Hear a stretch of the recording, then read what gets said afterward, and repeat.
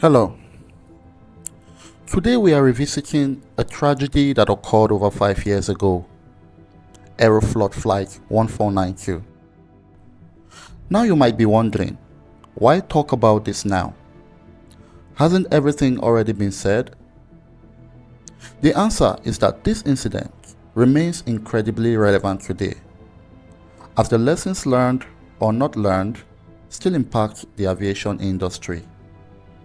So stick with me as we break down not only the event, but why it matters now more than ever. Don't go anywhere.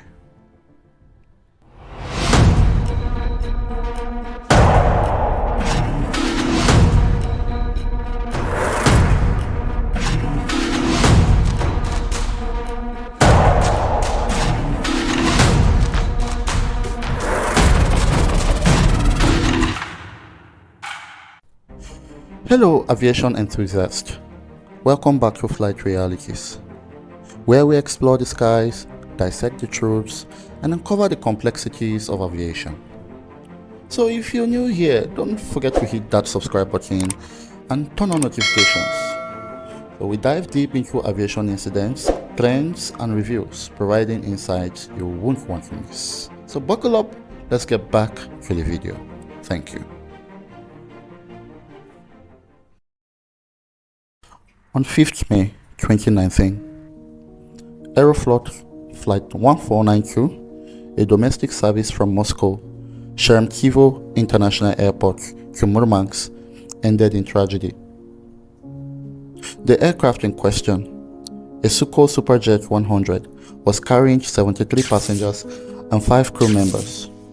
So just minutes after takeoff, the flight was struck by lightning, a fairly common occurrence in aviation, but one that set off a chain reaction leading to the catastrophic failure and consequently the crash. The lightning strike disabled the aircraft's radio communications and autopilot, forcing the crew to fly the plane manually.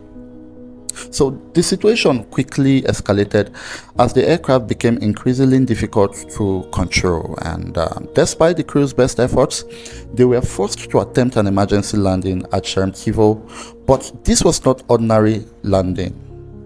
The plane was flying at a higher than normal speed and the runway conditions were less than ideal. So as the aircraft touched down, it bounced multiple times, causing the landing gear to collapse. And this impact ruptured the 4 tanks, igniting a massive fire that spread rapidly through the rear of the aircraft. So the fire claimed the lives of 41 people, leaving just 37 survivors alive.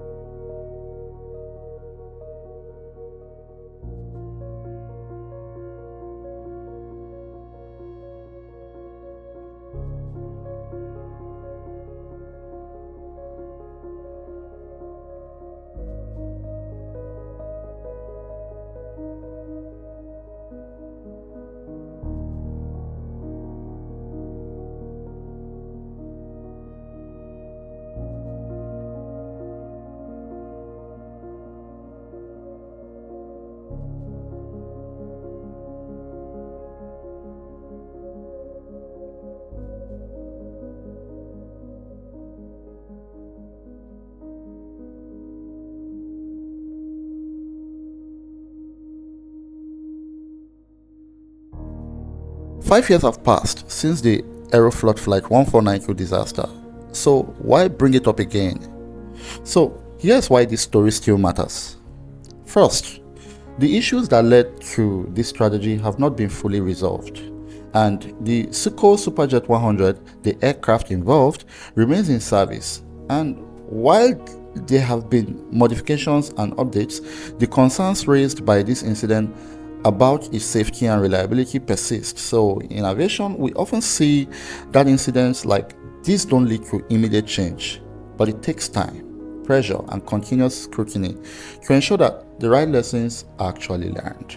The pilots union at American Airlines reports a significant spike in safety and maintenance-related problems at that carrier, and it's telling pilots to be vigilant. The union's concerns are spelled out in a memo obtained by CBS News, and as Chris Van Cleve reports, the nation's airlines are already under growing pressure on safety. An American Airlines 777 being pushed back from the gate in Miami essentially was backed into another plane last month, a type of incident among a host of concerns Americans Pilots Union brought to company executives. We're seeing the walls of the safety margin get squeezed in. Union spokesman Captain Dennis Tazier. So we're telling our pilots, slow down, take your time, and watch for these potential errors because they're starting to increase across the system. Travelling by aeroplane is actually one of the safest modes of transport. Thousands of planes take off and land every day without a problem. That's why it's such big news when one does crash, because it's so rare.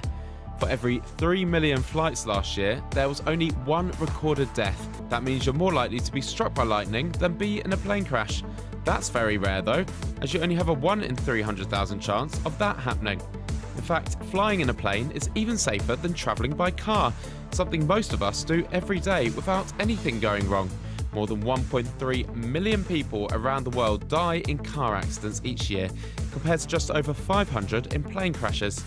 And even if a plane does crash, you're far more likely to live. A study found that 90% of aeroplane crashes can be survived. That's because modern aircraft are also incredibly safe. Planes like the Boeing 747, which is flown by many airlines, have 4 engines, but they can land with only one of these engines working in the very unlikely event that the others fail. Even if there are problems, pilots are very skilled. And then secondly, the human factors involved. So the crew's response, the emergency services delay, and the design flaws are all elements that continue to influence aviation safety discussions today. So if we stop talking about these events, we risk complacency, and the aviation industry must be held accountable to ensure that these mistakes are not repeated. Lastly, revisiting these incidents allows us to analyze how far we've come or not come in terms of aviation safety. And the world of aviation is ever evolving, and with new technologies and new aircraft entering service. So we must ensure that past tragedies inform future safety measures. So the investigation into the Aeroflot Flight 1492 disaster was thorough, but it also left some lingering questions. The Russian Interstate Aviation Committee (IAC) led the inquiry, which quickly identified the lightning strike as the initial cause of the incident. However, the investigation delved deeper into the aircraft's design and the crew's action. So the Sukhoi Superjet 100, despite being a modern aircraft, had a mixed safety record even before this incident. The investigation raised concerns about the aircraft's susceptibility to electrical failures and the effectiveness of its emergency systems. This led to intense scrutiny of the aircraft's design, particularly its electrical systems and the robustness of its flight controls under duress. The crew's response was also a critical factor. The decision to land at a high speed, influenced by the difficulty in controlling the aircraft, was a key point of contention. So, the investigation questioned whether the crew was adequately trained to handle such an emergency and whether their actions, while understandable under the circumstances, exacerbated the situation.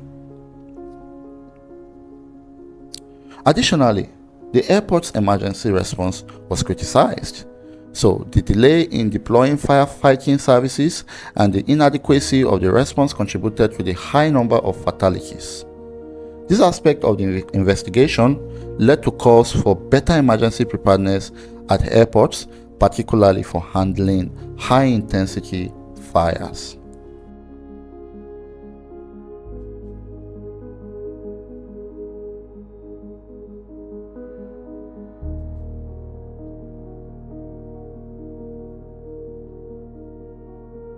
I want to take a moment to remind you about my last video.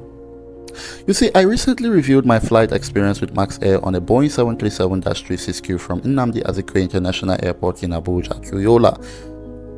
So if you're interested in a more humanized and humorous take on what it's like flying with Max Air, be sure to check it out. The link is in the description and in the card above.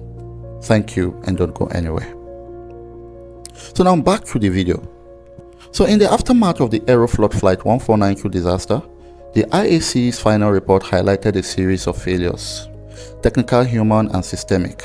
So while the lightning strike was the immediate cause, the report emphasized that it was the chain of events that followed which turned a manageable situation into a catastrophe.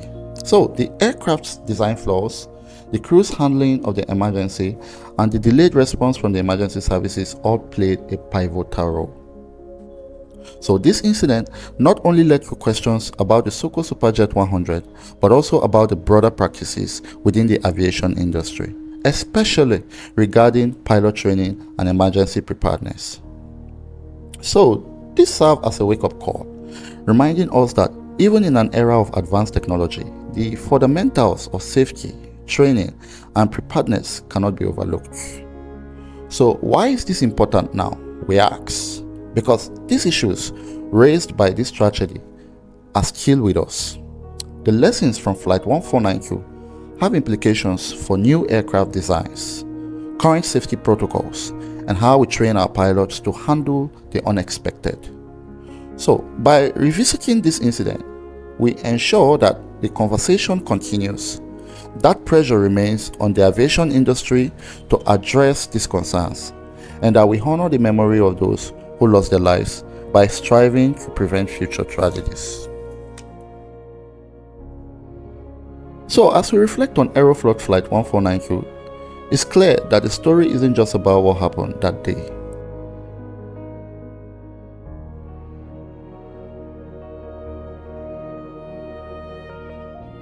It's about what we do with that knowledge now. Aviation safety is a continuous journey, and it's our responsibility to keep these discussions alive.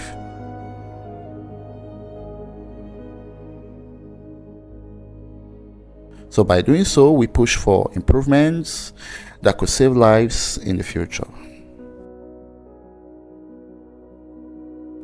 So whichever way you see it, please drop your comments on the comment sections, and don't forget to subscribe to this channel. So thank you for watching today's video. If you found this analysis informative, please give it a thumbs up, share it with others, and let's keep this conversation going. Don't forget to subscribe to Flight Realities and turn on the notifications so you never miss an update. Your engagement is what keeps the channel flying high. Remember, aviation is more than just flights. It's a complex system that we all are a part of.